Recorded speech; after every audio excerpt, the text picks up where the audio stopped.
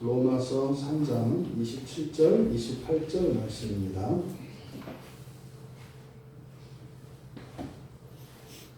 로마서 3장 27절, 28절 말씀.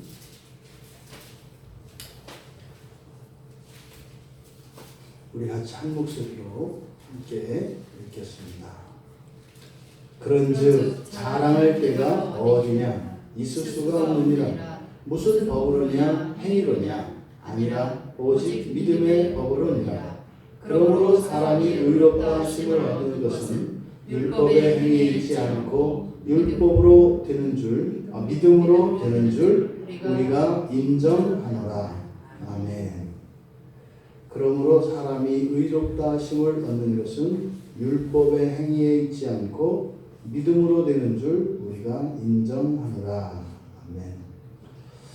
자랑할 수 없는 자랑스러운 의, 자랑할 수 없는 자랑스러운 의, 이게 우리 그리스도인들이 가지고 있는 의입니다. 이게 무엇이에요? 만약에 여러분들이 엄청난 부를 가지고 있단 말이에요. 그런데 여러분들이 엄청난 그 부자라면 엄청난 부자라는 게 드러나지 않을 수가 없어요. 그런데 엄청난 부자라고 하는 그것이 우리의 자랑이 될 수 없다라고 하는 겁니다. 근데 이것이 말로는 그럴듯합니다만 현실적으로는 매우 불가능합니다. 여러분들이 엄청난 돈을 가지고 있어요. 근데 그 돈을 가지고 여러분들이 여러분들을 위해서 쓰는 것이 아니라 오히려 돈이 없는 것 같은 삶을 살아간다는 것, 이것이 이 말씀의 비슷한 의미라고 할 수 있습니다. 그건 뭐예요? 내 돈을 내가 마음대로 못 쓴다는 의미가 아닙니다. 내가 내 마음대로 다 할 수 있는데 내 마음대로 하지 않는 걸 말하는 거죠. 우리가 이렇게 예수 그리스도를 믿음으로 구원을 받는다 했을 때, 그렇게 예수를 믿어서 구원받는다는 게 뭐냐? 그것을 의롭다 합니다. 그러니까 그것을 칭의라고 하는데, 누군가가 예수를 믿지 않다가 예수를 믿으면 구원받았다 이렇게 얘기를 합니다. 그걸 좀 더 안으로 그 내용, 그 껍질을 벗겨서 안으로 들어가 보면 의롭게 되었다 이렇게 얘기를 합니다. 그럼 의롭게 되었다는 것은 뭐냐? 완전하다는 겁니다. 그것이 그것다운 것, 이것이 의로운 것입니다. 그런데 우리들이 의롭게 되어진 그 의는 그렇게 완전히 의로운 것인데 또 완전히 의롭지는 않아요. 이게 이제 문제인 거죠. 그래서 바로 우리의 구원에 대해서 우리의 마음도 오락가락하고 또 우리가 의롭게 되어진 그것에 대해서 그런 듯 하다가 또 아닌 듯 하기도 하는 이런 일들이 자꾸 일어나는 거죠. 그래서 지금 사도 바울이 바로 이 3장, 로마서 3장에서 이 의의 문제를 지금 우리에게 가르치고 있습니다. 그런데 바로 앞에서 지난주에 우리가 살펴보았던 것처럼 26절에 이때 자기의 의로우심을 나타내사 자기도 의로우시며 또한 예수 믿는 자를 의롭게 하려 하심이라 라고 함으로써 하나님이 이 세상에서 하나님의 의를 나타내시는 방식이 하나님이 의롭다고 하는 것을 나타내심과 동시에 예수를 믿는 자도 똑같이 의롭게 하신다는 말씀이 앞에 있었어요. 그러니까 하나님이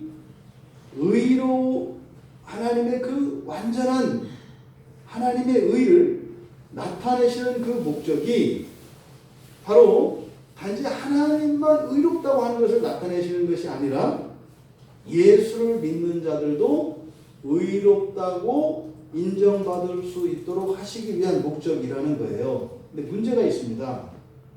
그냥 하나님 혼자 하나님이 의로우신 분이라는 것을 나타내는 것은 아무 문제 없어요.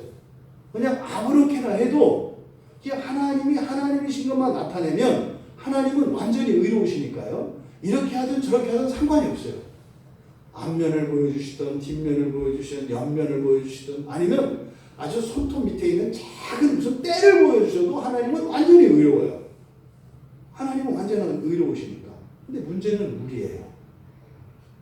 그러니까 예수를 믿는 우리예요. 우리에게는 아주 눈을 씻고 봐도 의로운 구석이 없어요.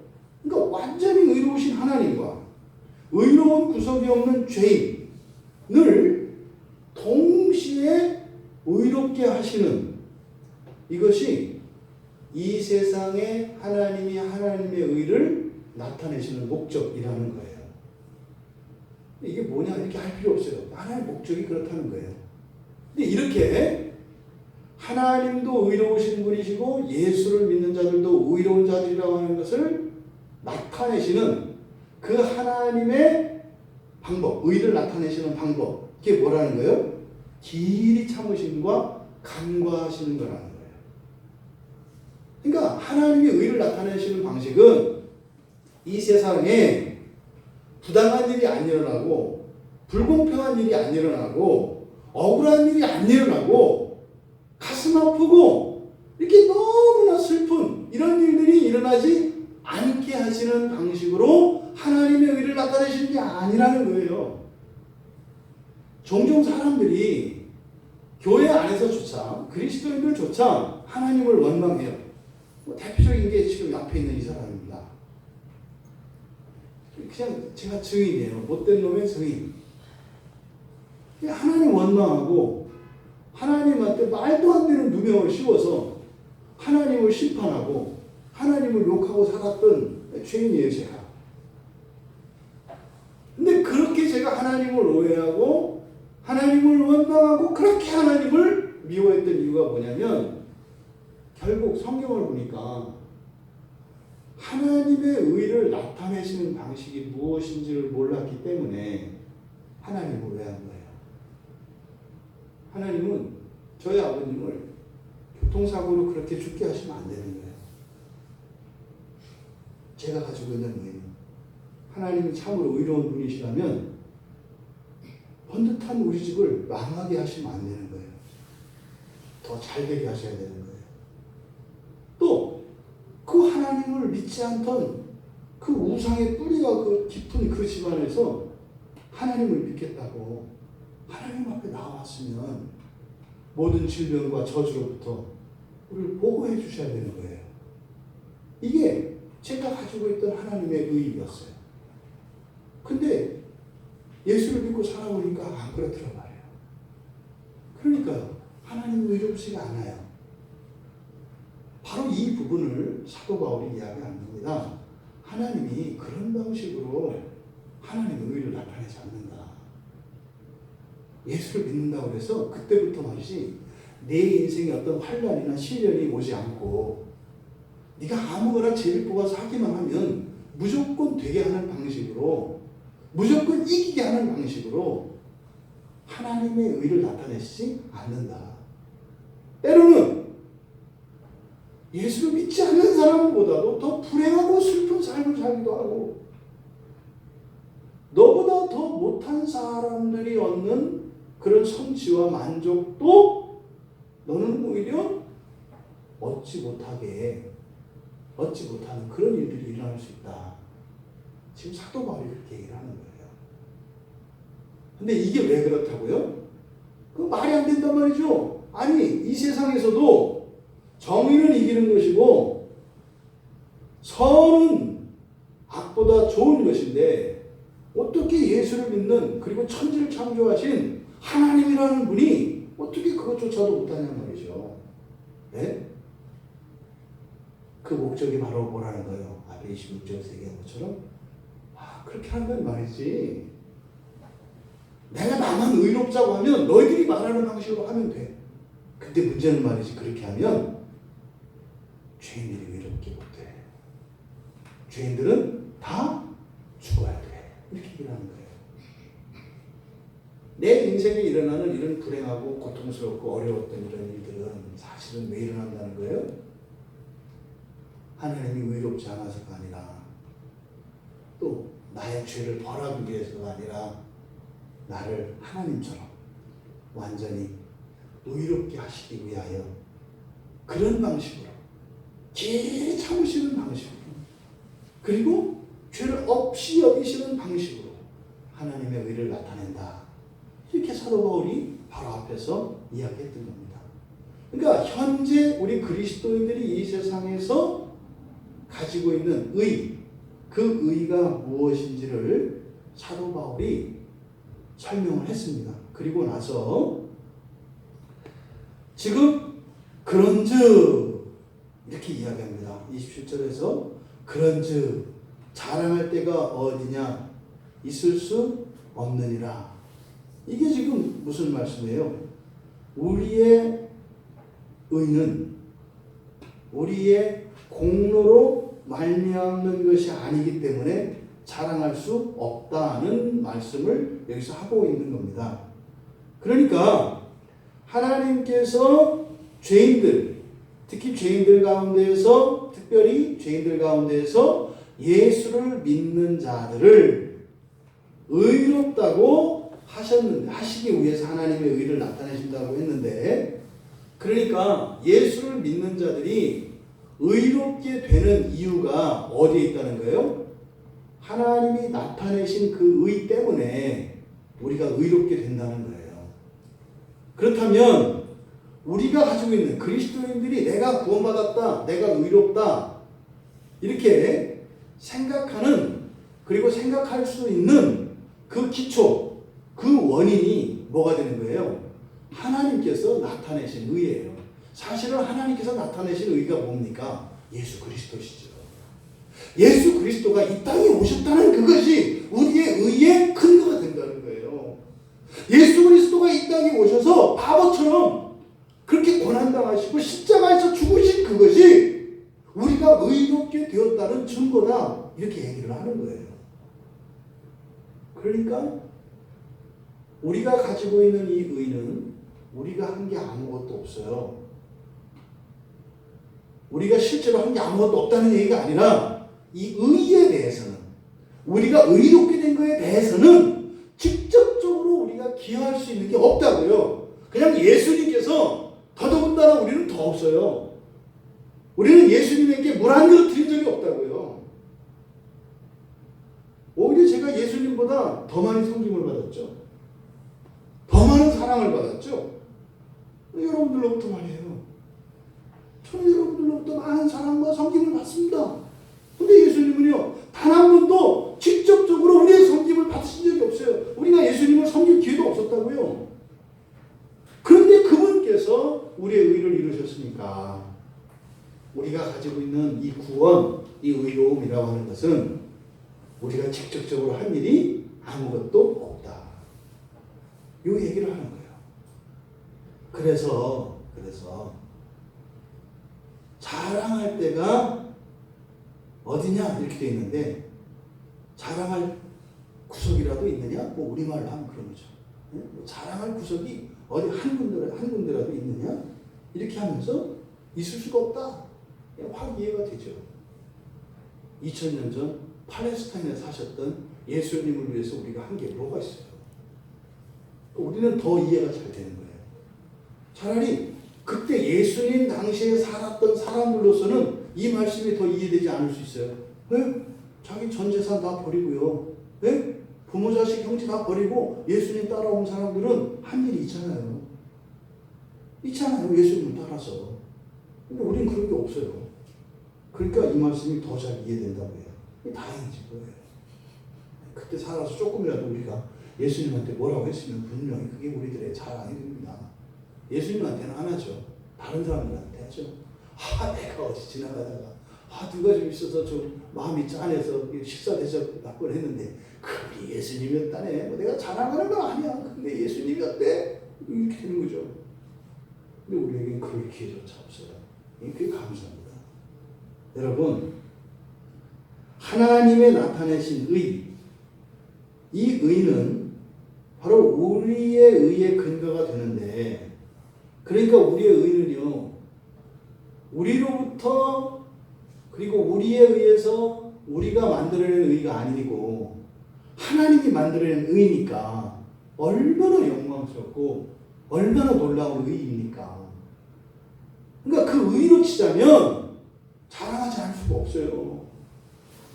우리가 얻을 수 없는 그 의를 하나님의 은혜를 우리가 받았는데 우리 것도 아니고 이 세상에서 가장 좋은 것을 능가하는 그 하나님의 의를 우리가 받았는데 어떻게 이걸 자랑하지 않을 수가 있어요? 그러니까 의 자체가 자랑할 게 아니다라는 게 아니라 그 놀라운 것, 우리가 가지고 있는 그 놀라운 의, 완전한 그 의, 그 의에 대해서 우리는 아무런 공로 없다라고 하는 이 부분을 사도 바울이 분명히 갈라야 되는 거예요. 왜? 우리가 그 의를 가지고 있어. 그러니까 이제는 그 의가 나의 의 맞아. 하지만 그걸 자랑하면 안 된다고요. 이 부분을 분명히 해야 된다고요. 오늘날로 적용하면 이런 거예요. 여러분들이 예수를 믿었어요. 여러분이 교회를 다녀요. 근데 여러분 가족이나 여러분 주변 안에 주위에 예수를 믿지 않는 사람이 있어요. 그분들 앞에 가서 여러분들이 자랑스러운 마음이 있으면 안 된다는 거예요. 나는 예수를 믿어. 나는 구원을 받았어. 자랑할 수 없다는 거예요, 여러분. 이게 그분들에게 복음은 전할 수 있어요. 왜? 이 의가 완전한 의니까 전할 수 있어요. 그런데 그 의를 우리가 자랑할 수는 없어요. 난 말이지 예수 믿고 구원받았어. 이런 자랑을 할 수 없다고요. 단지 뭐예요? 자랑하지 않을 수 없는, 그래서 그것을 모르는 그들에 대한 안타까움과 이 긍휼한 마음만 우리 안에 있는 거죠. 그들이 복음을 받아들이지 않는다고 할 때 화가 나거나 답답하지 않는 거예요. 그냥 마냥 불쌍하기만 한 거예요. 그런데요, 화가 나고 답답하고 짜증이 나요. 그건 뭐예요? 우리의 의가 돼, 우리 의를 자랑하고 있기 때문이에요. 저 멍청한 저 시절 같은 년, 아니 그저 믿기만 하는데도 왜 안 믿어? 그러게 말이야. 가끔은 지옥으로 보내? 이런 생각하면 하면 안 된다 이 말이에요. 100번이고 1000번이고 10,000번이고 전에도 받아들이지 않는 것 때문에 아유 바보 시절 멍청이 이렇게 하는 것이 아니라 내가 오늘 딱 한 번만 더 한다. 이제 끝이다. 이러고 갔다가 또 맨날 한 번만 마지막이다 마지막 이렇게 하지 않는 거, 여기 자랑하지 않는 거예요. 자랑할 게 없다는 게. 근데요, 말하지 않을 수는 없어요. 근데 그걸 자랑할 수 없다. 바로 자랑하지 않는다는 것은 그런 의미다. 여기서 말입니다. 자랑이라고 한 요 단어, 이제 자랑이라는 이 말이 뭐죠? 자랑이라는 것은 내가 한 일을 자랑스럽게 뽐내는 거예요. 이게 자랑입니다. 내가 한 일을 말하는 게 자랑은 아니에요. 어떤 분은 내가 잘못한 거를 고백할 때도 있잖아요. 그건 자랑이 아니라고요. 죄 짓고 창피한 거를 자랑처럼 말하면 안 돼요.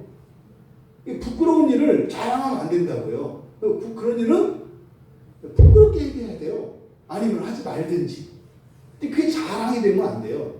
그러니까 자랑이라는 것은 내가 한 일이어야 하고 또 뽐낼 만한 일이어야 합니다. 그래야 자랑을 하는 거예요.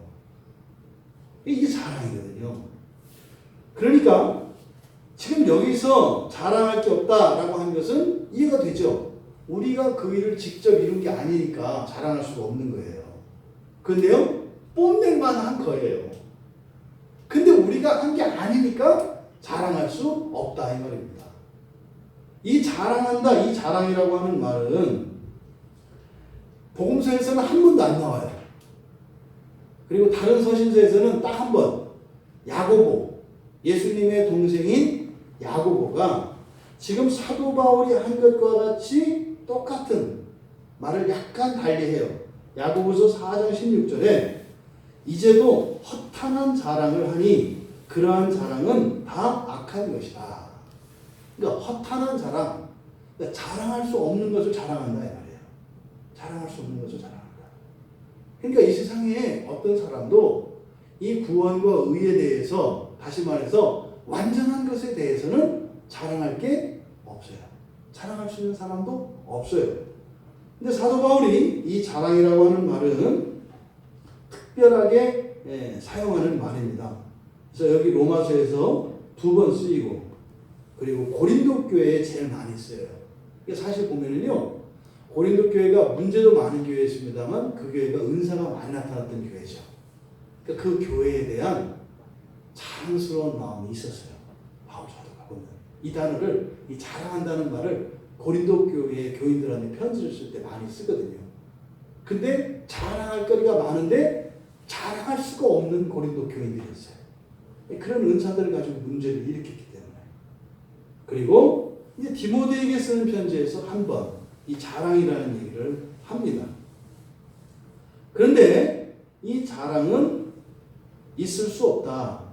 자랑할 때가 어디냐? 있을 수 없다. 우리말로는 이렇게 있을 수 없다. 이렇게 이제 번역이 되어 있거든요. 근데 이게 이제 원문의 뜻은 완전히 닫혀 있다. 닫혀 있다. 이렇게 되어 있어요. 자랑은 뭐라 그랬죠? 우리가 한 일 중에서 뽐낼 만한 일을 말로 이렇게 하는 것을 자랑한다 그래요. 근데 자랑할 수 있느냐? 자랑할 때가 어디 있느냐? 그랬는데 있을 수 없느니라. 이때 있을 수 없다라고 하는 것을 직역하면 그런 거예요. 우리의 입술이 말을 하려면 입술을 열어야 되잖아요. 입술을 이렇게 붙이고서는 말을 못 한다고요. 그러니까 입술이 떨어진 데가 한 군데도 없다는 거예요. 이렇게 딱 붙여서 입이 완전히 닫혔다. 완전히 닫혔다. 이렇게 얘기를 해요.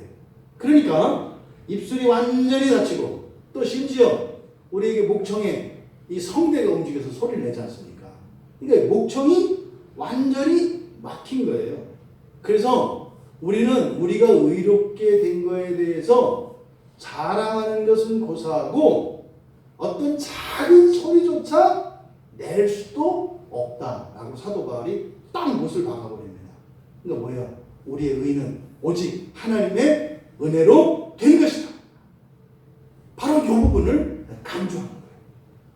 어떤 행위나 법도 우리가 자랑할 만한 것이 없습니다. 가능성도 없습니다. 그 이야기를 뒤이어서 하는 거예요. 무슨 법으로냐? 무슨 행위로냐? 이게 무슨 말이에요? 무슨 법으로냐? 무슨 행위로냐? 이거는 너희들을 의롭게 만들 만한 법도 없다 이 말이에요. 그 길이 없다는 거예요. 의롭게 만들 만한 길이 없어. 근데 그런 길이 있어? 이야기해봐. 여기요. 또 어떤 행위로냐? 이 말은 뭐예요? 너희들이 어떤 행위를 하면 너희들이 의롭게 돼? 그런 거 없어. 이렇게 이야기를 하는 겁니다. 그러니까 지금 여기서는 유대인들이 계속 주장하고 있는 게 있어요.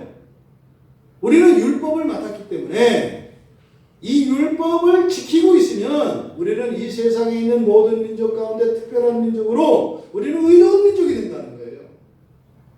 또 그들 가운데서 어떤 이들은 그건 아니다. 유대인이라고 다 의롭게 되는 것은 아니고 율법의 요구를 다 지켜야 의롭게 된다.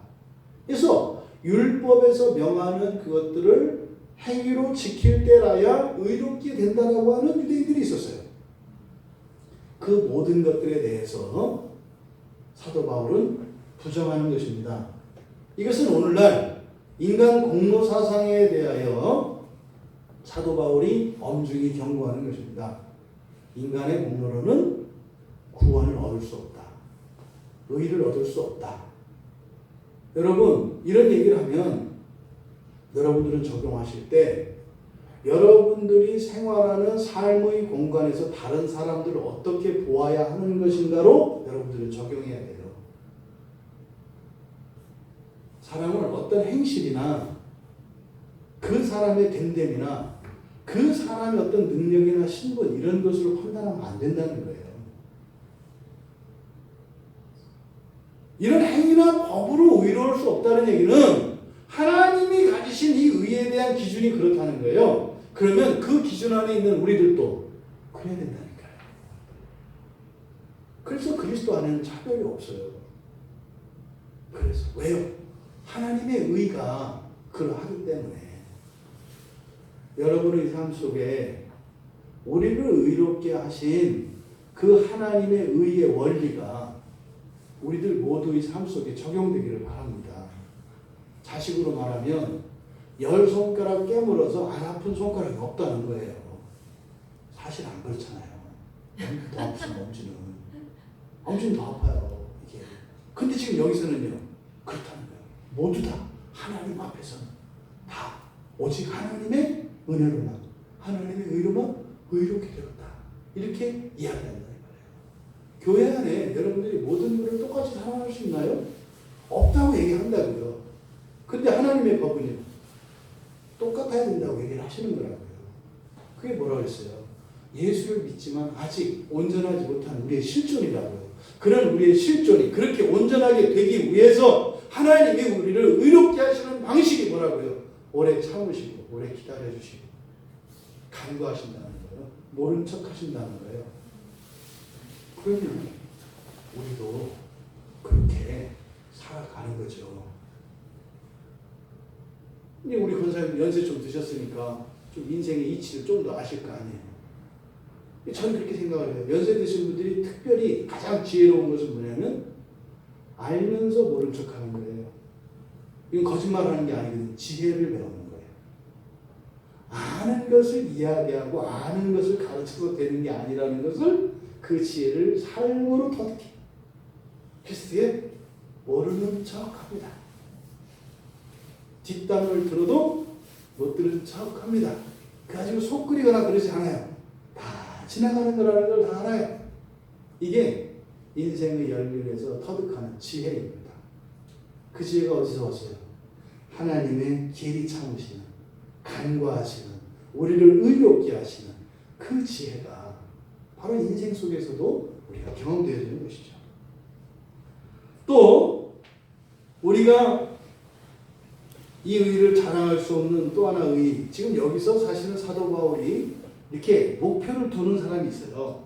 지금 일반적으로 제가 말씀을 드린 것이고, 이 편지를 쓰는 사도 바울의 이때 당시 편지의 입장으로는 딱 타겟이 있어요.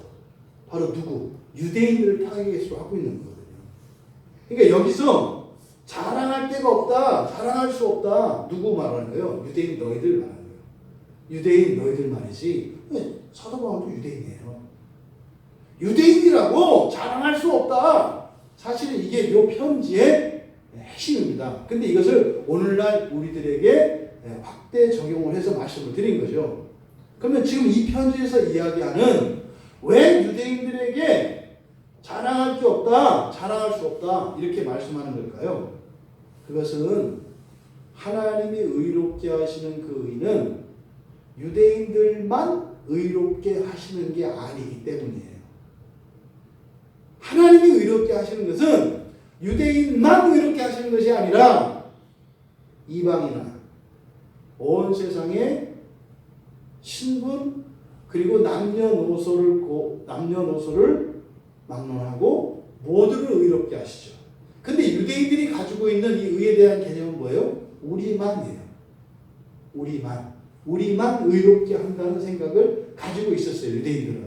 그러니까 너희들은 절대로 자랑할 수가 없어. 이렇게 얘기합니다. 하나님의 의라고 하는 것은 모든 인류를 의롭게 하시는 것인데 유대인들은 우리만이라고 생각하고 있었기 때문에 틀렸다는 거예요. 여기서는 자랑할 수 없다는 얘기가 자랑하지 마라, 겸손해라 이런 얘기가 아니에요. 틀렸다. 오늘날 기독교인들한테 주는 말이에요. 제가 되게 이렇게 그 병원에 가서 제일 강박한 사람들이 천주교인들이에요. 병원에 가면 아파서 와 있거든요. 근데 어떤 때는 이제 가끔 천주교인, 모든 천주교인들이 그러는 건 아니죠. 종종 굉장히 적대적으로, 유난히 적대적으로 대하는 사람이 있어요. 개신교 목사라는 것 때문에. 첫째, 이단. 네? 이단들은 내가 개니까. 이단들은 목사가 개라면서요. 그러니까 인간이 아니니까 상대 안 할 수 있어. 근데 천주교인들은 개신교 목사 알기를 개는 아니지만 사람도 아닌 이상한 존재로 알더라고요. 너무 안타까워요. 바로 유대인들이 가졌던 생각이죠. 이게 그렇다고 해서 천주교인들만 그럴까요? 우리 기독교인들, 우리 개신교인들도 마찬가지입니다. 개신교인들은요, 가관도 아니죠. 우리 교회만. 이게 자기들이 무슨 말 하는지를 몰라요. 사도 바울이 뭐라 그래요? 틀렸다라고 얘기한다니까요. 너희들만 구원을 받는다. 너희들만 의롭다고 하는 것은 틀렸다. 틀렸다는 건 뭐예요? 아니라는 거예요. 아니라는 거예요. 이게 오늘날 교회 안에 있습니다. 교회들이 경쟁업체가 되고 있다니까요? 어떻게 이런 일이 일어나요? 교회가 교회를 경쟁합니까? 이 마귀짓이죠, 마귀짓. 지금 유대인들에게 사도 바울이 주는 이 말씀, 자랑할 수 없다라고 하는 이 말은요, 점잖게 표현하지만 굉장히 무거운 말이고 굉장히 위험한 말이기도 합니다. 이것은 오늘날 우리에게도 똑같이 적용되는 것입니다. 그러면서 바울 사도께서 법으로냐 행위로냐 아니다 아니다. 이때 여기서 말하는 아니라 해놓고 법할 때 이 법, 보통은 신약성경에서 법하면 구약성경의 율법을 말해요. 율법. 그러니까 모세의 율법을 말을 하거든요. 그럼 여기서 말하는 법이 모세의 율법을 말하는 것이냐 아니면 그냥 일반적인 원리를 말하는 거냐. 여기에 따라서 뒤에 나오는 믿음의 법할 때 이 믿음의 법이라는 말의 의미가 바뀝니다. 그러니까 어떤 사람들은, 어떤 학자들은 여기서 무슨 법으로냐 할 때 이 법이 율법을 가리키는 거다 이렇게 해석을 해요. 그럴 수 있습니다.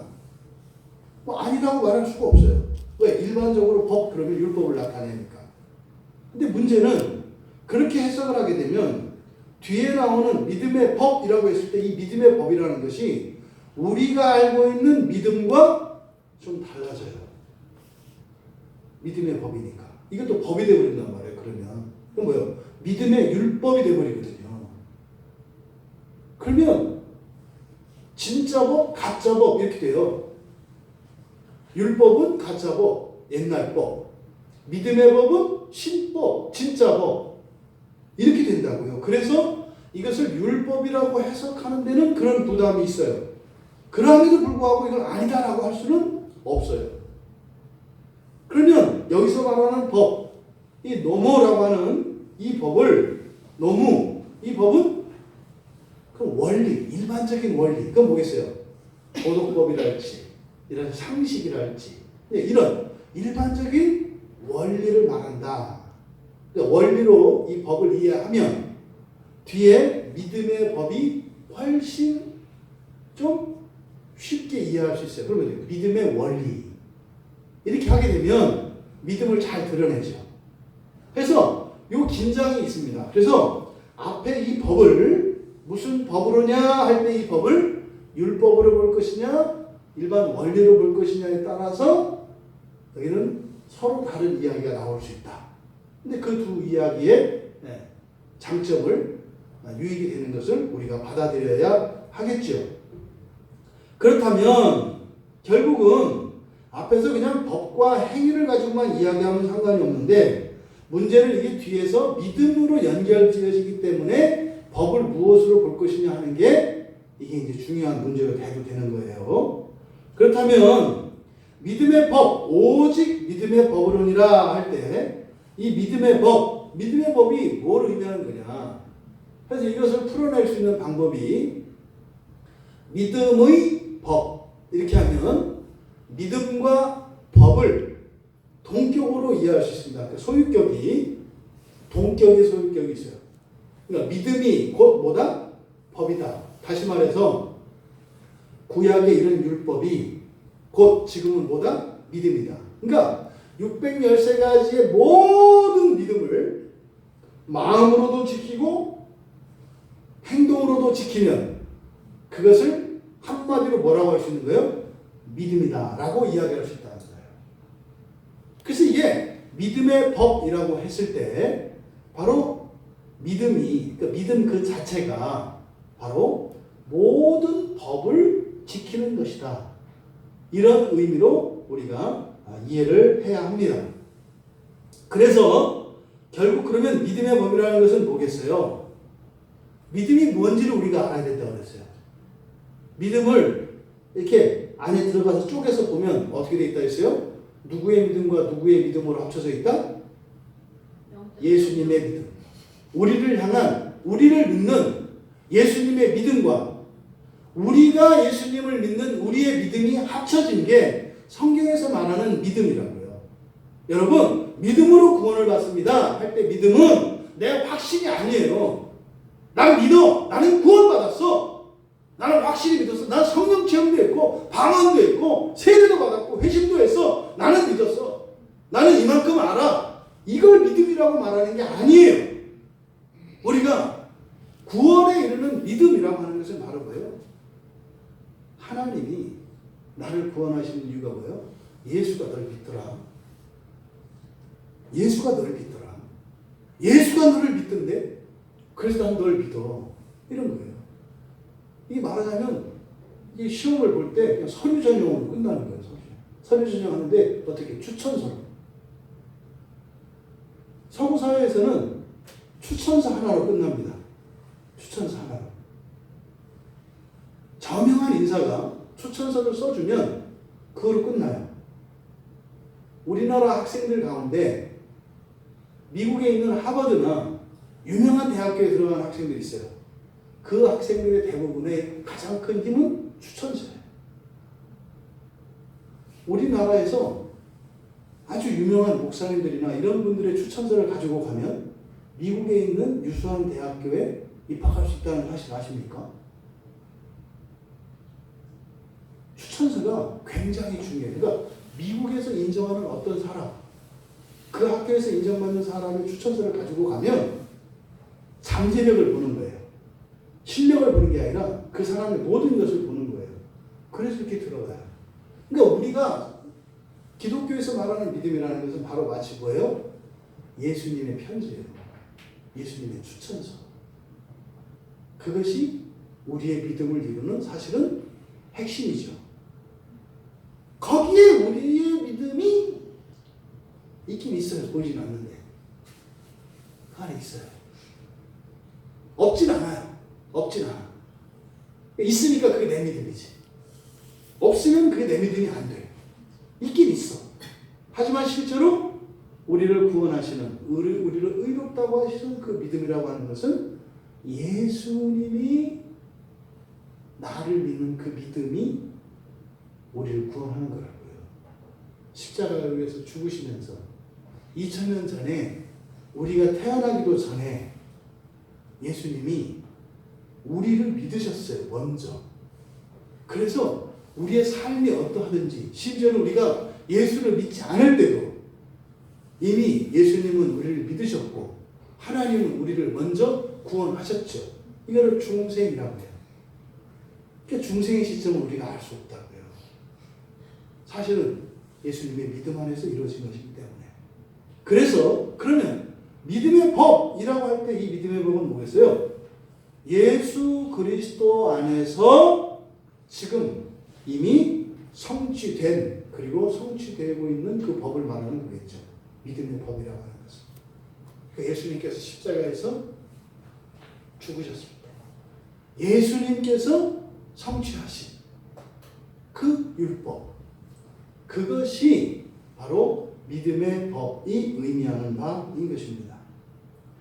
그럼에도 불구하고 우리가 그 의를 자랑할 수 없는 이유, 이것을 28절에서 다시 한번 설명을 합니다.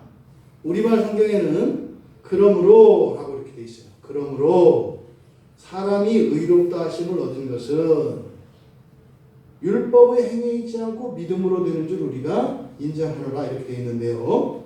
지금 28절은 왜냐하면 이라는 말이 들어가요. 그것을 우리말 성경에서는 그러므로 라고 번역을 한 거예요. 왜냐하면 그죠? 다시 말해서 자랑할 수 없는 이유가 이러저러 하기 때문이다. 이게 28절의 내용이에요. 왜 우리가 이렇게 자랑할 수 없느냐? 왜냐하면 말이지, 뭐예요? 그러니까 지금 28절에 있는 내용은 앞에 27절에 우리가 자랑할 수 없다. 무슨 법으로, 행위로도 아니고 믿음의 법으로 우리가 의롭게 되는 것이기 때문에 자랑할 수 없다라고 27절에서 말씀했지 않습니까? 그 이야기를 28절에서 다시 한번 반복을 하면서 강조해요. 다시 한번 강조해요. 뒤에 그러잖아요. 율법의 행위에 있지 않고, 그러니까 율법의 행위에 있지 않고 믿음으로 되는 줄. 이게 27절에 있는 내용의 반복이란 말이에요. 근데 반복해서 그 내용을 강조하면서 왜냐하면 이라는 접속사를 통해서 설명을 합니다. 이렇게 하는 이유는 뭐겠어요? 사도의 이 말씀, 다시 말해 법으로나 이러한 행위로 의를 이루는 것이 아니라 오직 믿음의 법으로 의에 이룰 수 있다라고 하는 사도의 가르침에 대해서 반대할, 공격할 이 사람들에게 반박하지 못하도록 이유를 여기서 확실하게 제시하는 겁니다. 왜 우리가 믿음의 법으로만 의롭게 되느냐? 그래서 우리가 왜 자랑할 수 없느냐? 왜냐하면 우리가 자랑할 수 없는 이유는 말이지,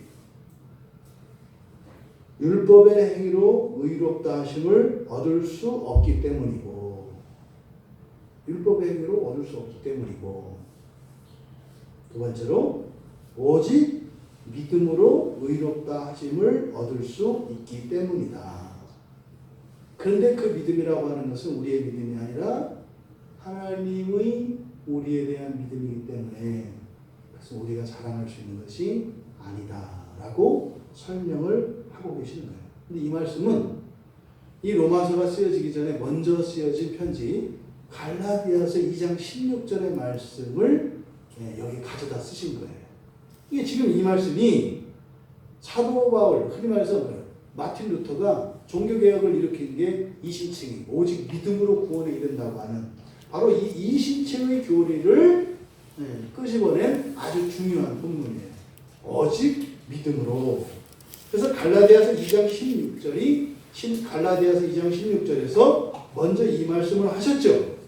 그래서 갈라디아서 2장 16절을 보면 사람이 의롭게 되는 것은 율법의 행위로 말미암음이 아니요 오직 예수 그리스도를 믿음으로 말미암는 줄 알므로 우리도 그리스도 예수를 믿나니 이는 왜냐하면 똑같이 왜냐하면 우리가 율법의 행위로서 아니고 그리스도를 믿음으로써 의롭다 함을 얻으려 하기 때문이다. 율법의 행위로서는 의롭다 함을 얻을 육체가 없느니라. 바울 사도가 예수를 믿은 이유가 뭐라고요? 예수를 믿음으로만 구원에 이룰 수 있기 때문에 예수를 믿는다고 얘기를 하는 거예요. 또 하나, 율법으로는 구원에 이룰 수 없다는 것을 알았기 때문에 예수를 믿는다는 거예요. 여러분들이 교회에 나와서 예배를 드리고 하나님을 믿고 하는 것은 오직 예수 그리스도를 믿는 일 외에는 구원이 없다는 것을 알기 때문이라는 거예요. 또 예수를 믿는 이들에게는 반드시 구원이 있다는 것을 믿기 때문이라는 거예요. 이 믿음은 바울 사도가 가진 믿음이고 예수님의 사도들이 가졌던 믿음이고 우리들이 가지고 있는 믿음이고 예수님이 우리에게 가르쳐 주신 구원의 길이에요. 이것은 어느 시대나 민족을 초월해서 가지고 있는 동일한 구원의 원리입니다. 이것이 바로 교리를 이야기할 때 이신칭의라고 이야기하는 거예요.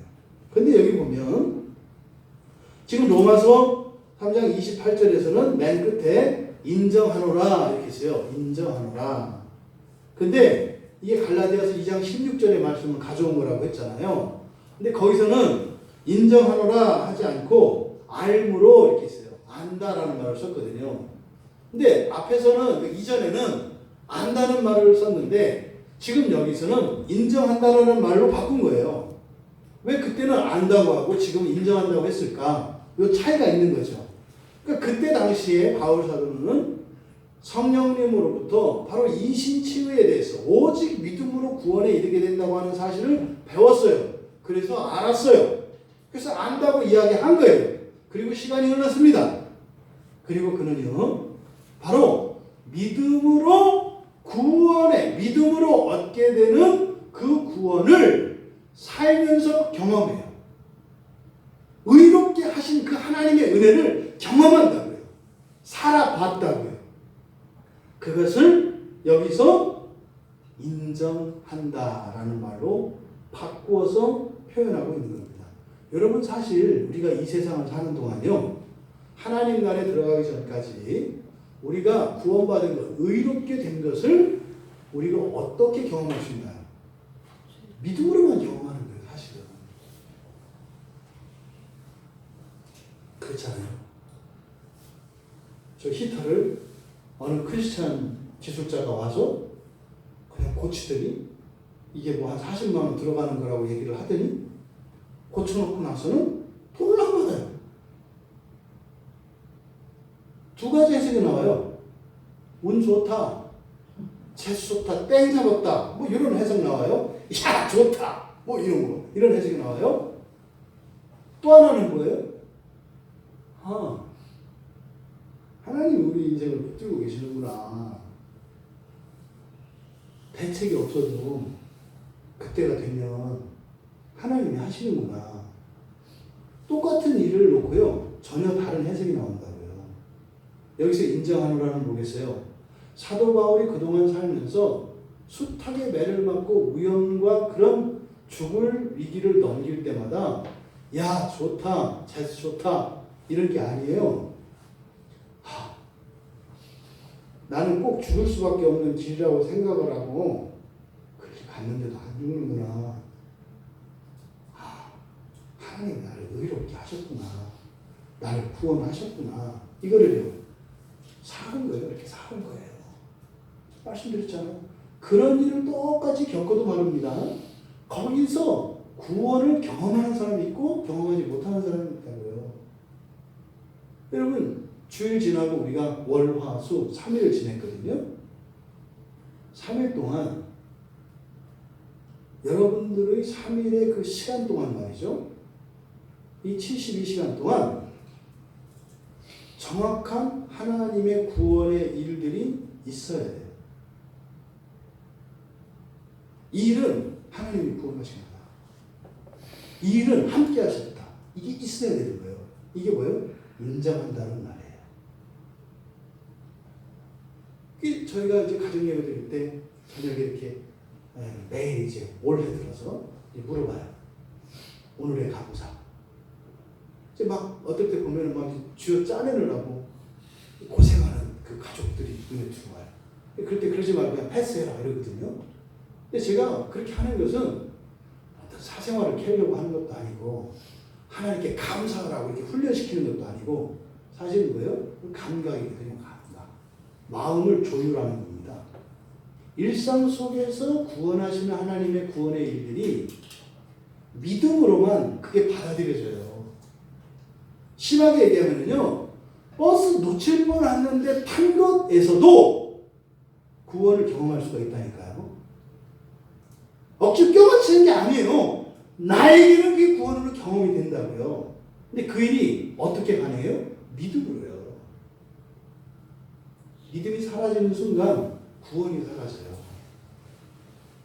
무슨 말이에요? 하나님이 나를 구원하셨을 때 구원하시는 일은 완전히 바뀌는 거거든요. 근데 이게 구원이 사라지면 어떻게 되는 거예요?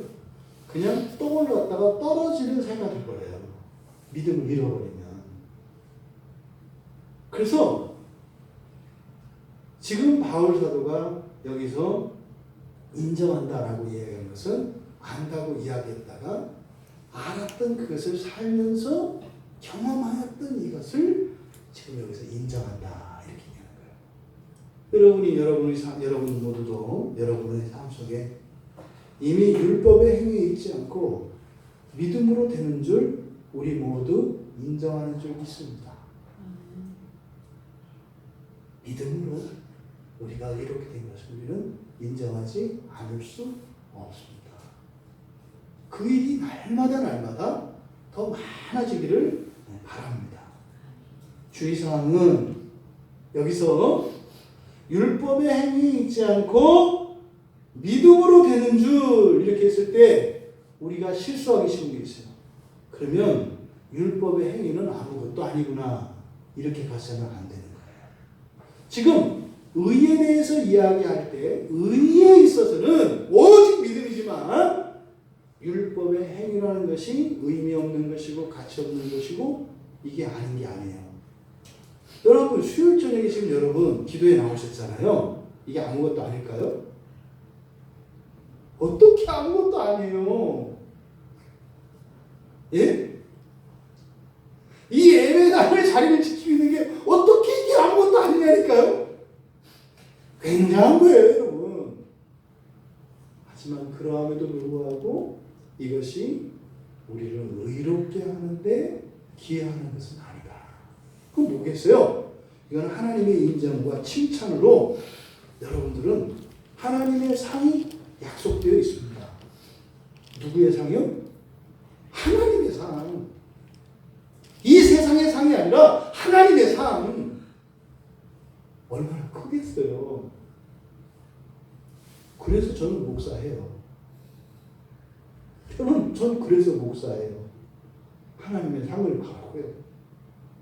그래서 용기를 잃지 않고요, 믿음을 잃지 않고, 소명을 잃지 않고 살아갈 수가 있어요. 그는 모든 그리스도인들에게 동일한 원리죠. 사도 바울은 지금 여기서 계속해서 자랑할 수 없다 이야기해요. 근데 사실은요, 사도 바울이 이렇게 자랑하는 걸 싫어하는 사람이었을까요? 그렇지 않아요. 사도 바울이 되게 자랑하는 걸 좋아하고 자랑하고 싶어하는 사람이에요. 왜? 자랑할 수 없다, 자랑하면 안 된다. 뭐요? 하나님의 의, 우리가 가지고 하나님의 의를 우리가 가지고 있다는 그것에 대해서 자랑하면 안 돼. 우리는 거기에 어떤 이렇게 공로를 기여한 게 없어. 조심해야 돼. 굉장히 얘기하거든요. 그런데요, 이 의는 우리가 또 자랑하지 않을 수가 없어요. 자랑하지 않을 수가 없다고 어떻게 자랑 안 할 수가 있어요? 하라는 거야, 하지 말라는 거야. 이러지 마시고, 그럼 성경 안에서 우리 바울 사도가 이 문제를 어떻게 풀어내느냐? 근데 바울 사도의 다른 편지들을 보면 돼요. 바울 사도는 다른 편지에서 자신이 사도로서 사도의 직분을 행한 그 일들을 전하잖아요. 그러면서 고린도후서 11장 10절에서 이렇게 말해요. 누구라도 나의 이 자랑을 막지 못할 것. 뭐예요? 자랑하겠다는 거예요. 이 자랑을 막지 못할 것. 이렇게 얘기한다니까요. 또요. 고린도후서 11장 17절에서 뒤이어서 그렇게 얘기해요. 어리석은 것처럼 자신 있게 자랑한다. 이렇게. 아니, 내가 바보 멍청이 같더라도 이건 뭐예요? 자기 아내 자랑과 자식 자랑은 팔불출이라고 하잖아요. 그 얘기하는 거예요. 자랑하지 않을 수 없다. 이게 지금 사도 바울이 한 입으로 두 말을 한 게 아니라 우리들의 공로가 없기 때문에 우리의 공로에 대해서는 자랑할 수 없지만 하나님의 은혜로 말미암아 덧입는 그 의, 흔히 말해 칭의라고 하는 이 의는 자랑하지 않을 수 없다는 거예요. 그러면 어떤 방식으로 이것을 자랑해야 하는가? 이게 또 잘못 자랑하면 또 이게 아니라고 그러고 또 이렇게 막아도 할 거라고 하고, 그러니까 우리도 그런 거죠. 우리도 예수를 믿고 복음을 따라가면 자랑하지 않을 수 없는 거예요. 근데 잘못 자랑하면 이게 큰일 나. 그럼 사도가 어떻게 자랑했는지 그 자랑을 우리가 따라가면 되죠. 사도가 자랑하는 것을 보면 첫 번째, 그리스도 안에 있는 형제들을 자랑해요. 그리스도 안에 있는 형제들. 그래서 너희를 자랑한다. 너희가 나의 사랑이다. 면류관이 사랑이다. 이렇게 이야기해요. 그러니까 고린도전서 15장 31절에 그리스도 안에 있는 형제들을 자랑합니다. 그리고 고린도후서 7장 4절, 그리고 디모데전서 2장 19절에 보면 너희들, 똑같은 말이에요. 그러니까 그리스도 안에 있는 형제들, 믿음의 동역자들, 그리스도 안에 있는 성도들을 자랑해요. 두 번째로 바울 사도가 자랑하는 것은 고린도후서 1장 12절을 보면 이것을 조금 의역하면 세상에서, 그러니까 고린도후서 1장 11절이 정확히 번역되어 있지 않습니다. 그래서 뭐 세상에서 특별히 너희들에게 행한 것 이렇게 되어 있는데, 그 행한 것이라고 하는 단어가 행한 것이 아니라 돌아선 것, 변화된 것 이 얘기예요. 세상 안에서 변화된 것. 그래서 그걸 직역하면 이렇게 돼요. 세상에서 돌아선 것. 특별히 너희를 향해서는 넘치도록 돌아선 것. 이게 무슨 말이겠어요? 예전까지 사도 바울이 살던 삶과 다른 삶을 살게 됐죠. 그걸 말하는 거예요. 변화된 삶, 달라진 삶, 이걸 말하는 거예요. 그런데 세상, 일상생활에서뿐만 아니라 교회 안에서 그리스도인들을 향한 태도와 그리스도인들에게 하는 말, 생각, 섬김 이것에 있어서는 넘치도록 변했다 이렇게 얘기를 해요. 그러니까 바울 사도가 자랑하는 것은 바로 그것입니다. 예전에는 예수 그리스도를 믿기 전에 살았던 삶과 달라진 나의 삶, 이것을 자랑한다.